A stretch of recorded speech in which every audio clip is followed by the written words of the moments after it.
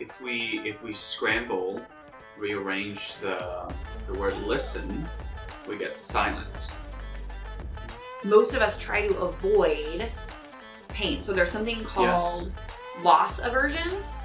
Why is it important to bring up hard topics?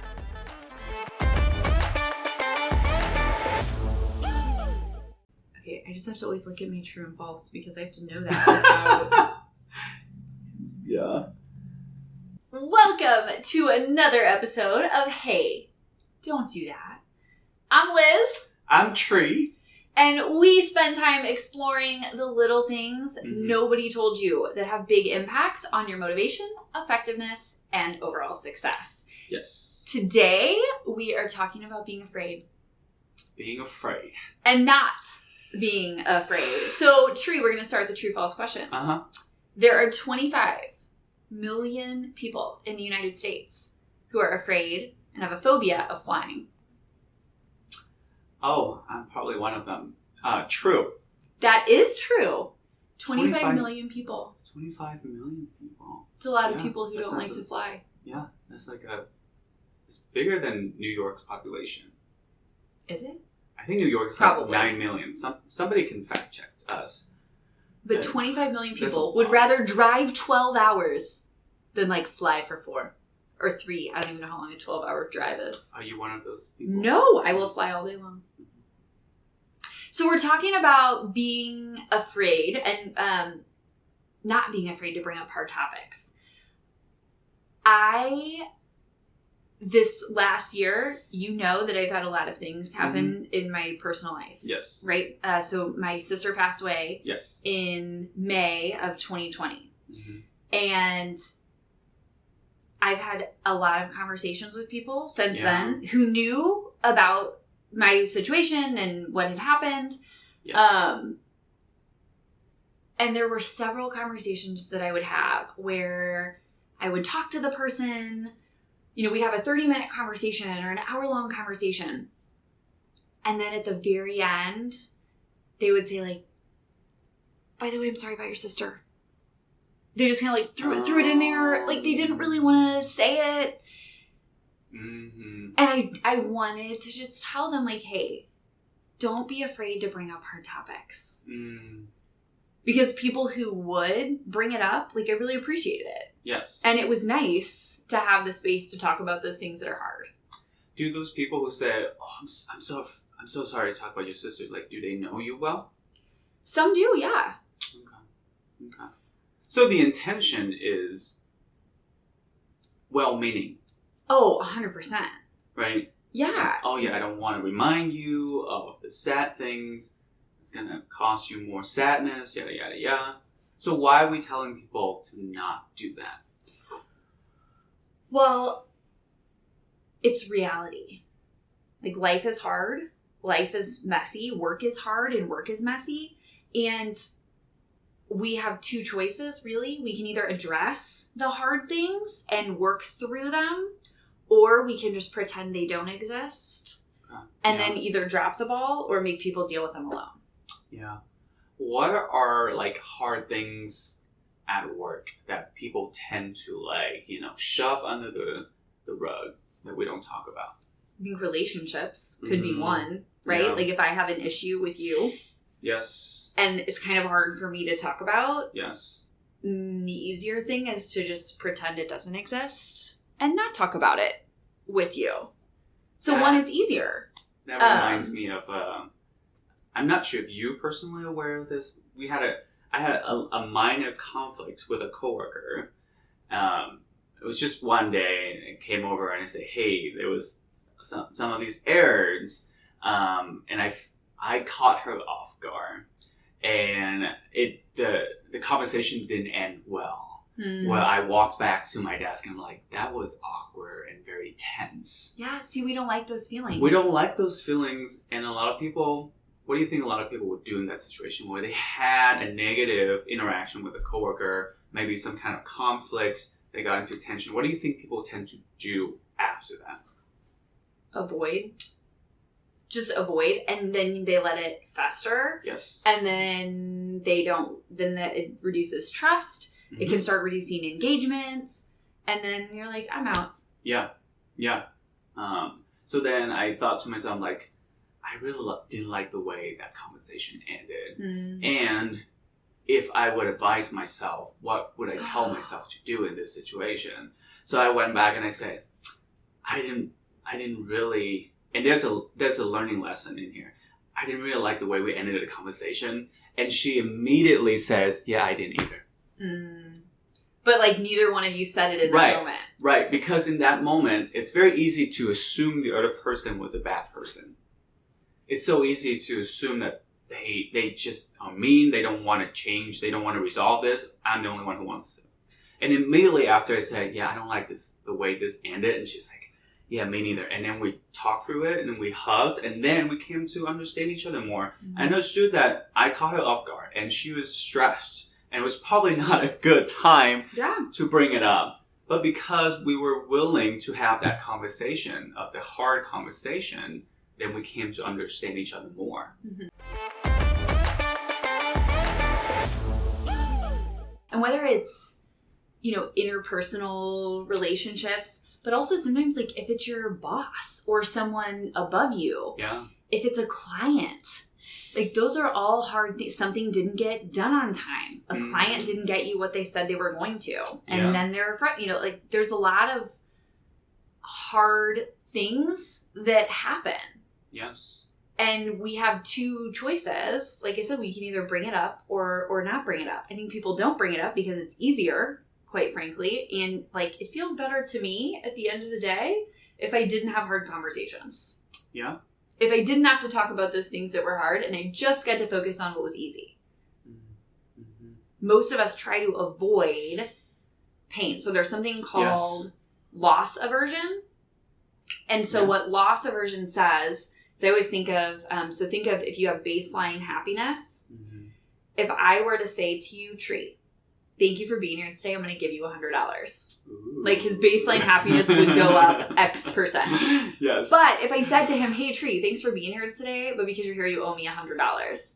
Like, he would be infinitely, here. You would be infinitely more upset about losing $100 than he would be about gaining $100.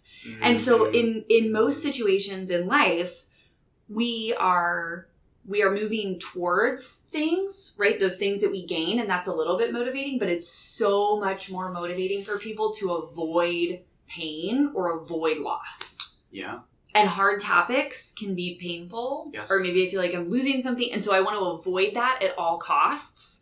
Even if we know, right? At the end of the day, I like this person. I like this client. I know it would be better if we talked through this, if we brought this up. But we would rather avoid than gain. And for many people like me who want to be liked, especially people who want to be liked, would avoid having those hard conversations. Yeah. Right? You want to have that positive impression relationship with that person. Okay, why is it important to bring up hard topics? So one, I think you've already hit on with your example.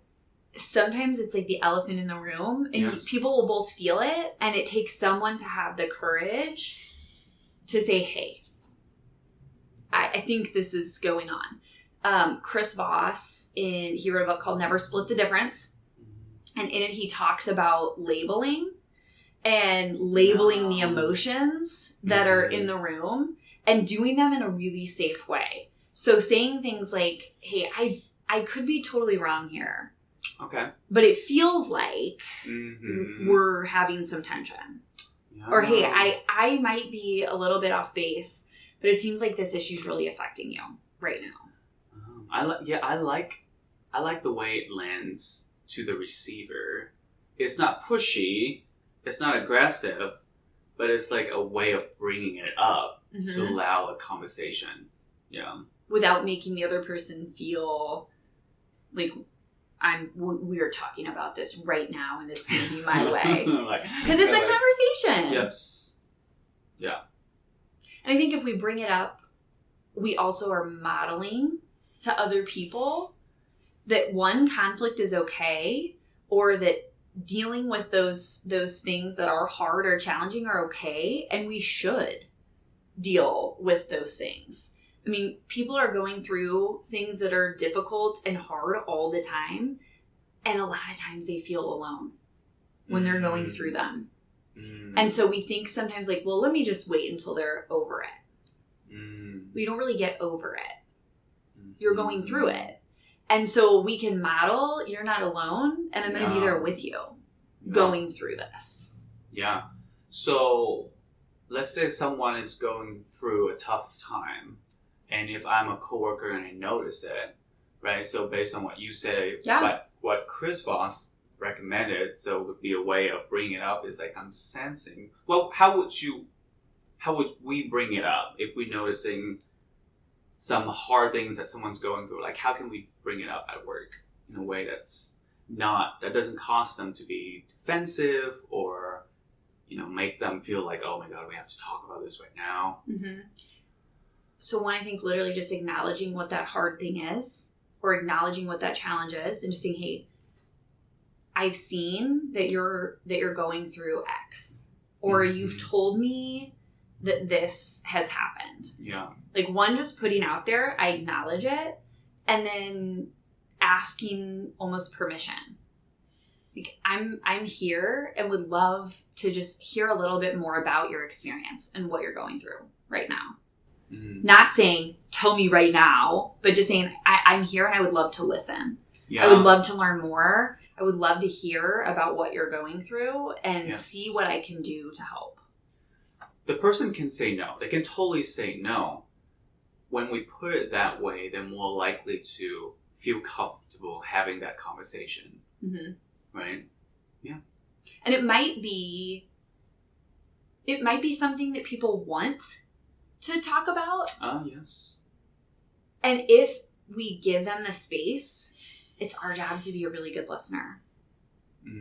Because sometimes the reason people don't want to bring up hard things is because we're taking a risk, right? There has to be trust if I'm going to bring up this hard thing. Yes. But then if I bring up this hard thing, if I start talking about this hard thing, and then you just say like, oh yeah, well, here's what I would do to solve that problem, and here's how I would handle it, and here's what I think, and I've done with some, then you've just taken my hard thing and made it all about you.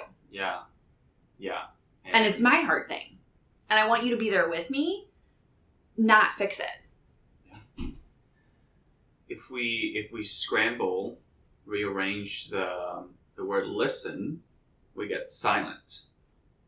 Right? And you know this. So when we are listening, make sure we are listening and give it time instead of trying to interject. Oh, I also share that experience. Oh, let me tell you about me. When it should be about you. And listening to you. People want to help and they want to problem solve, right? So when there's a hard thing happening, I want to help you. And sometimes we don't bring them up because we think, I don't know how to help you. Yes. I don't know how to help you. And so that silent piece, like, can I just be silent? Because I feel like I have to help. Like, I feel like I have to have an answer. And knowing that you don't have to have an answer. Mm-hmm. Sometimes you just need to be silent.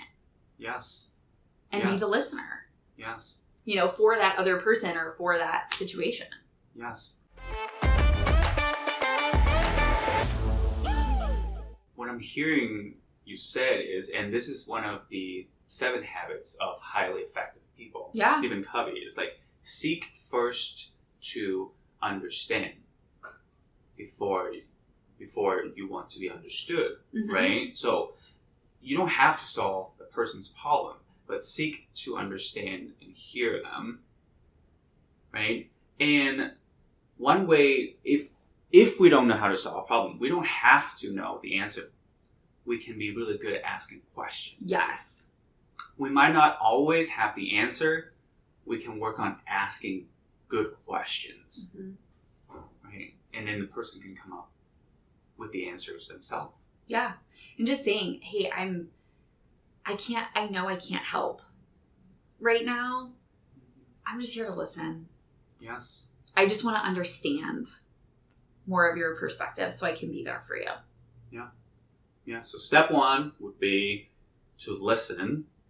And then, before you want to give your answer, ask questions, right? And if you really feel like after that, you want to give some answer, ask permissions. Hey, can I give some suggestions? Mm-hmm. And then you can give some of your feedback or viewpoint. Yeah.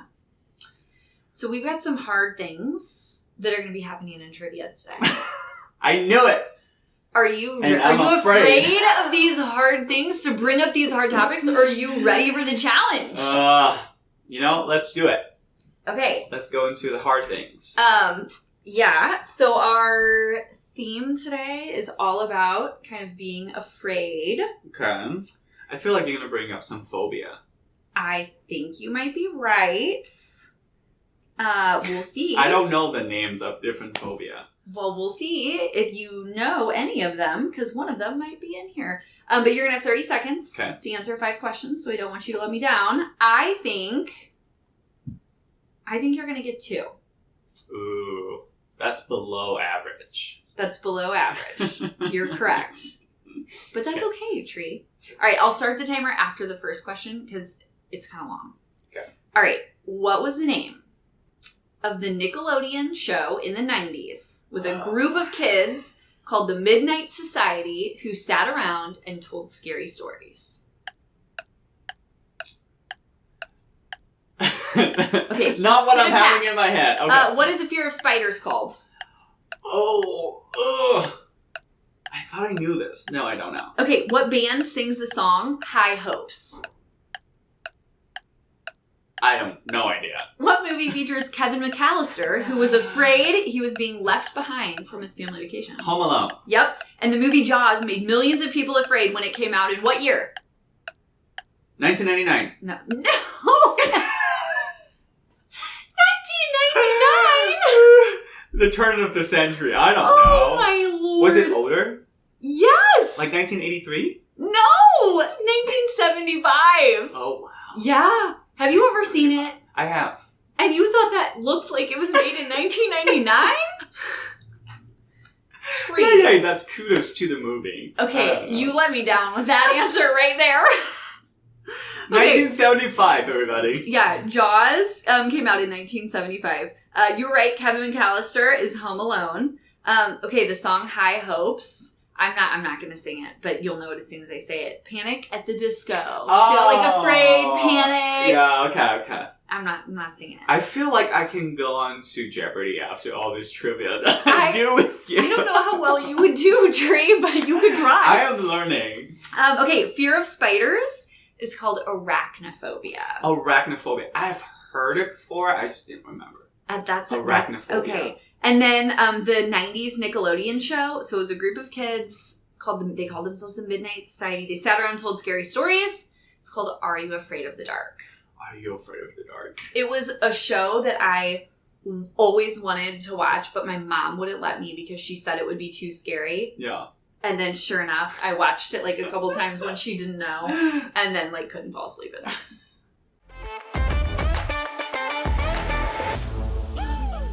So, to wrap it up, to summarize. Yeah, what are we going to do? Don't be afraid to bring up a hard topic. If you know somebody's got a challenge, if you know someone's going through something, bring it up.